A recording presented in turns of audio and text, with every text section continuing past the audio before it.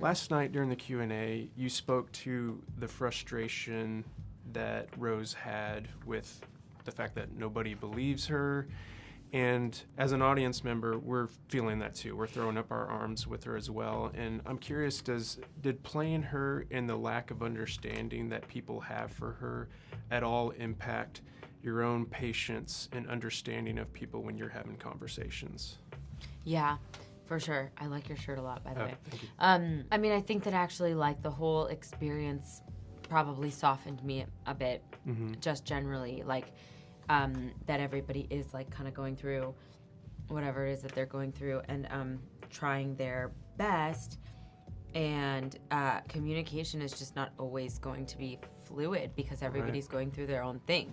I am, you are, whatever. So, I mean, I don't think I ever really judged people that were clearly, like, in pain, but I think probably those of us who don't seem like we're in pain, but communication is difficult. You know, I do. Yeah. I think it made me empathetic, even more empathetic than I was, which is a lot. Yeah. Well, I guess your other film, Worm, is very similar, that it deals with those themes, and so I thought about that as I was watching the film. Yeah, that was such a great movie. Yeah. That was such a cool little movie. I loved it. But yeah, it's like, you know, kids, no one listens to them. Sure. You know, that's hard. Like, their feelings are often denied, or like, you don't actually feel that way. You're not actually upset. You couldn't actually, you know what I mean? Yeah. So I think a lot of people feel that way, and we're kind of we're fighting at it when we're kids, and then all the way to kind of adulthood. Yeah, that's true. What was the least glamorous scene to shoot in the film? Because I'm thinking of you chowing down on a burger with the yummy noises amplified, or just pretty much any scene that you're face to face with any of your terrorizers. Yeah, I mean, I don't know if it was much of a glamour movie at all. Yeah, loved the scene while I was eating my face off, and it's so funny because I did it several times, of course, and everyone was like, "Are you really going to be able to eat that much? You're so small." I was like, "Y'all are crazy. I can eat so much." And at one point, I like opened the ketchup packet, and then like squeezed it on, and just was eating. And like afterwards, the guys were like, "Did you swallow the foil that you ripped off with your teeth? Because it's never shown where it goes." Yeah. And I was like, I don't know, dude. I was binging.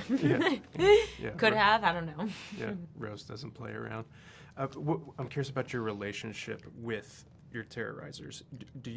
Can you have like casual conversations with them on set, or do you maintain that distance to kind of more greatly contribute to the effect of the film? The actors? Yeah. No, I'm not really like a person who, like a method person or anything. No, I figure like we could make it happen in the scene, and I'm pretty friendly to everyone. Yeah. I don't. There are some times, especially during that movie, where I was just too emotionally like, you know, in it a lot to really like be friendly to everybody, just because I couldn't switch. But I don't purposefully like create distance between actors that are terrorizing me. Yeah. Do you have the capacity to be scared of your own work, even because there's got to be elements that you're not familiar with, like the framing, like the scene between Rose and Trevor in the car. You don't know because of that space if there's something gonna be happening.